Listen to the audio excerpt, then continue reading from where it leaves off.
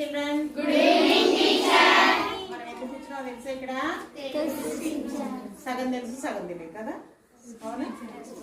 సరే, మనకి సెలవుల్లో జూన్ 5న పర్యావరణ దినోత్సవం అని ప్రతి సంవత్సరం జరుపుకుంటున్నాం. పర్యావరణ దినోత్సవం. పర్యావరణం అంటే ఏంటి? ప్రకృతి. ప్రకృతి అంటే ప్రకృతిలో ఉన్న గాలి, నేల, నీరు, ఇవన్నీ కూడా మన పర్యావరణాల్లో భాగాలు. పర్యావరణం అంటే మన పరిసరాలు, అంటే మనం ఉన్న ఇల్లు ఒకటే కాదు, ఇవి కూడా మన భాగాలు అనమాట. వాటిని చాలా జాగ్రత్తగా చూసుకోవాల్సిన బాధ్యత మన మీద ఉంది. ఇప్పుడు చాలా మనం రకరకాల వాతావరణ పరిస్థితుల్లో చాలా మార్పులు వచ్చేసినాయి కదా. అవన్నీ చూడండి, ఎంత టెంపరేచర్ పెరిగిపోయిందో. ఇప్పుడు వేసవకాలంలో ఉంది, అంటే ఇదివరకు మేలో ఉండే ఇంత ఎండలు, కానీ ఇప్పుడు జూన్ జూలై వచ్చేసినా కూడా ఎండలు విపరీతంగా వస్తున్నాయి. దానికి కారణం ఏంటి? వాతావరణంలో జరిగిన వాళ్ళని మార్పులు. ఆ మార్పులు ముఖ్యంగా ఏం చేస్తున్నాం మనం? చెట్లు కొట్టేయడం, అవునా? చెట్లు కొట్టేస్తాం, మన అవసరాల కోసం చెట్లన్నింటినీ నరికేస్తాం. అలా చెట్లు ఎప్పుడైతే తగ్గిపోయేసరికి ఏమవుతుంది? భూమి వేడెక్కిపోతుంది. ఎందుకు వేడెక్కిపోతుంది? కార్బన్ డైఆక్సైడ్ అంతా ఇక్కడే ఉండిపోయి భూమి వేడెక్కిపోతుంది. మనకి వర్షాలు కూడా తగ్గిపోతుంది. వర్షాలు తగ్గిపోయినాయి అంటే ఆటోమేటిక్గా నీరు కూడా తగ్గిపోతుంది. ఉన్న నీటిని మనం జాగ్రత్తగా వాడుకోవాలి. ఇవన్నీ పర్యావరణాన్ని పరిరక్షణ దృష్టిలో పెట్టుకుని ఎకో క్లబ్ మిషన్, అది ఆ క్లబ్ ఒకటి రన్ అవుతూ ఉంటుంది. వాళ్ళు ఏం చేశారంటే కొన్ని వారానికి సరిపడా కొన్ని ప్రోగ్రామ్స్ ఇచ్చారు. ఆ వారంలో ప్లాస్టిక్ని ఎలా తగ్గించాలి, ప్లాస్టిక్ బదులు మనం ఏం వాడుకోవచ్చు చెప్పాం కదా. ఆల్రెడీ ప్లాస్టిక్ వాడద్దని మనం ప్రతిజ్ఞ కూడా చేసాం అసెంబ్లీలో, అవునా? అలాగే మనం కిచెన్ గార్డెన్ ఎలా పెట్టుకోవాలి. Kitchen garden already 9th class 8th class మగపిల్లలు చాలా వరకు పార్టిసిపేట్ చేస్తున్నారు. వాళ్ళందరూ చక్కగా దానంతా ఎంత పిచ్చి మొక్కలు ఉన్నాయి దానంతా బాగా క్లీన్ చేశారు కదా. కిచెన్ గార్డెన్ ఏర్పాటు చేసుకున్నాం. అంటే ఇలాంటివన్నీ వారానికి ఒకసారి ప్రోగ్రాం పెట్టారు. అందులో ఈరోజు ప్రోగ్రామ్ ఏంటి అంటే 26/20/24 ఈరోజు ప్రోగ్రామ్ ఏంటంటే సేవ్ వాటర్. వాటర్ని సంరక్షించుకోవడం అంటే నీటిని సంరక్షించుకోవడం. ఆ నీటిని ఎలా సంరక్షించుకోవాలి? ఉన్న నీరు చాలా తక్కువ ఉంది. ఆ ఉన్న నీటిని మనం ఎలా సంరక్షించుకోవాలి, ఎలాంటి జాగ్రత్తలు తీసుకోవాలి, పాడు చేయకుండా ఉంటేనే మన తర్వాతి తరాల వాళ్ళకి ఉంటుంది, వాటర్ అనేది ఉంటుంది. కాబట్టి ఆ వాటర్ మీద దాన్ని సేవ్ చేసుకునే విధానం, దాన్ని ఎలా ఇంకా భూగర్భ జలాలు పెంచుకోవాలి, వీటన్నిటికీ సంబంధించి ఇప్పుడు మన 8th క్లాస్ 9th క్లాస్ పిల్లలు 1 by 1 ఒక్కొక్కళ్ళు చెప్తారు. జాగ్రత్తగా వినండి. తర్వాత లాస్ట్లో ప్లెడ్జ్ ఉంటుంది, ప్లెడ్జ్ కూడా చేద్దరు. కానీ ఇవి ఇక్కడ చేయటమే కాదు, ఏం చేయాలి? ఇంటి దగ్గర కూడా మీరు వాటిని అమలు పరచాలి, పెద్దవాళ్ళకి చెప్పాలి. అర్థమైందా? లేకపోతే తర్వాత మనకి చాలా కరువు పరిస్థితులు వచ్చేస్తాయి. ఆహారం దొరకదు. ఆహారం దొరకకపోతే ఈ భూమి మీద జీవరాశి అనేది బ్రతకడం కూడా చాలా కష్టం. ఇక జీవరాశి అంతరించిపోతుంది. కాబట్టి ఏదైనా సరే మన చేతుల్లోనే ఉంది. కొన్ని మార్గాలు ఉన్నాయి. మార్గాలన్నీ ఎక్కడ ఉన్నాయి? మన చేతుల్లోనే ఉన్నాయి, మనం చేసుకోవడంలోనే ఉన్నాయి. కాబట్టి మీరు ఇవన్నీ విని జాగ్రత్తగా మీ వంతు, మీ బాధ్యతగా మీరు వాటిని పార్టిసిపేట్ చేస్తారని, ఇంటి దగ్గర అమలు పరుస్తారని అనుకుంటూ నెక్స్ట్ దీని గురించి స్నేహిత చెప్తాం. పర్యావరణ పరిరక్షణ దినోత్సవం సందర్భంగా ఈరోజు నీటి సంరక్షణ ప్రాముఖ్యత గురించి తెలుసుకున్నాం.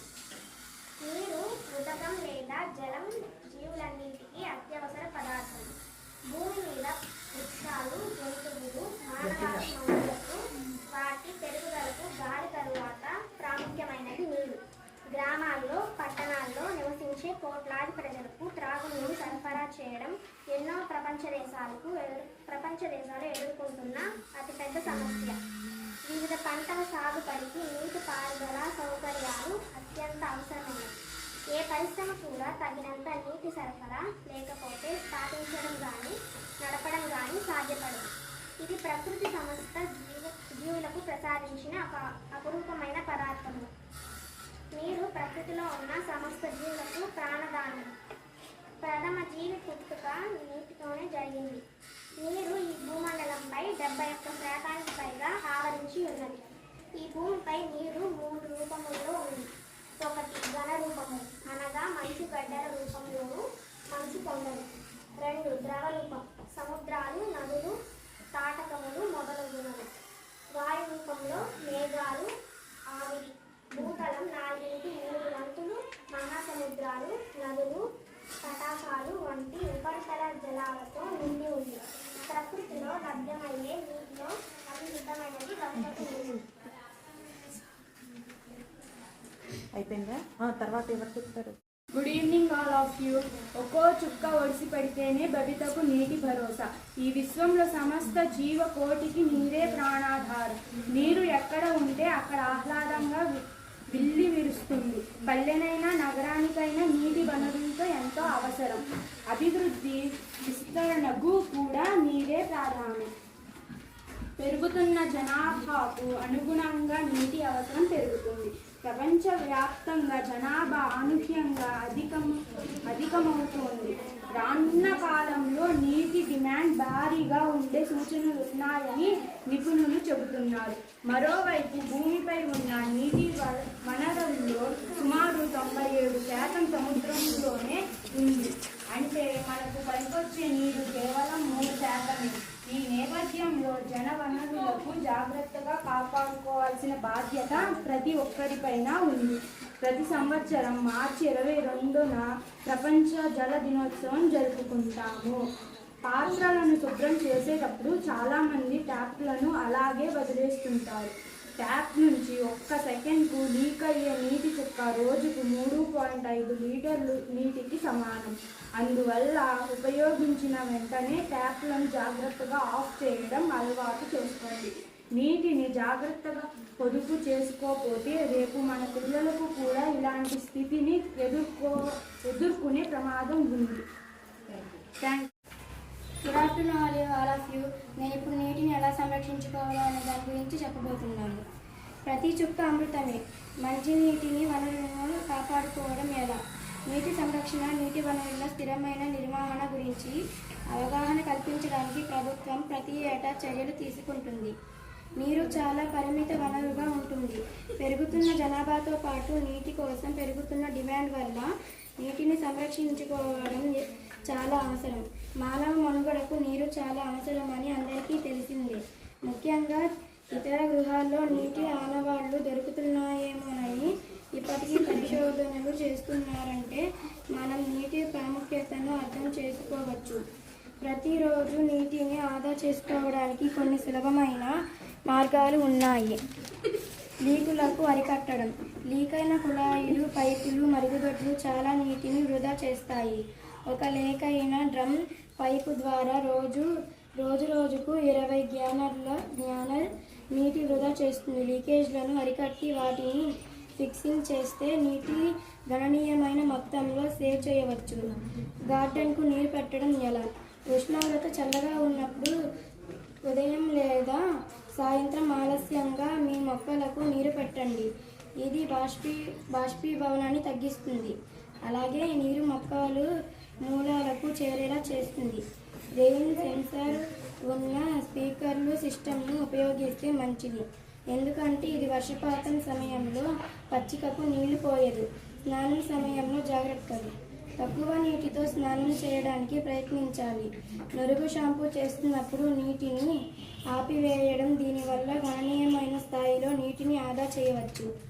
మిషన్లు వినియోగించడం ఎలా? పూర్తి లోడ్ ఉన్నప్పుడు మాత్రమే డిష్వాష్ వాషింగ్ మిషన్లు వాడాలి. ఇది మీరు వాటిని అమలు చేసే సమయాలు సంఖ్యను తగ్గిస్తుంది. అలాగే నీటిని ఆదా చేస్తుంది. Thank you. Good evening all of you. నీటి సంరక్షణ చర్యలో భాగంగా ఉన్న నీటిని సద్వినియోగం చేసుకోవడం, వృధాను అరికట్టడం, పొదుపుగా వాడటం, పునర్వినియోగం తదితరాలన్నిటికీ ప్రాధాన్యం ఇవ్వాలి.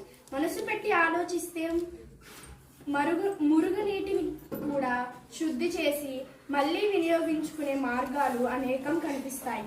అలాంటి నీటితో పూల మొక్కలు, నీడనిచ్చే చెట్లను పెంచుకోవచ్చు. తద్వారా పచ్చదనాన్ని పెంపొందించుకునే వెసులుబాటు కలుగుతుంది. ప్రతిరోజు మీరు ఒక రోజుకి ఎంత వాటర్ తీసుకోవాలి అనేది నేను ఒక సూత్రం ద్వారా మీకు తెలియజేస్తాను. బరువు బై 10 - 2 అంటే మీరు సపోజ్ 60 కేజీలు ఉంటే బై 10 - 2 0 క్యాన్సిల్ అయిపోతే 6 - 2 అంటే 4 లీటర్ల వాటర్ మీరు రోజుకి తీసుకోవాలి. Thank you. బట్టి అవసరాన్ని బట్టి నీటిని వాడండి, కానీ మీ దురాశ కోసం కాదు. మంచినీరు ముగిస్తే జీవితం కూడా ముగుస్తుంది.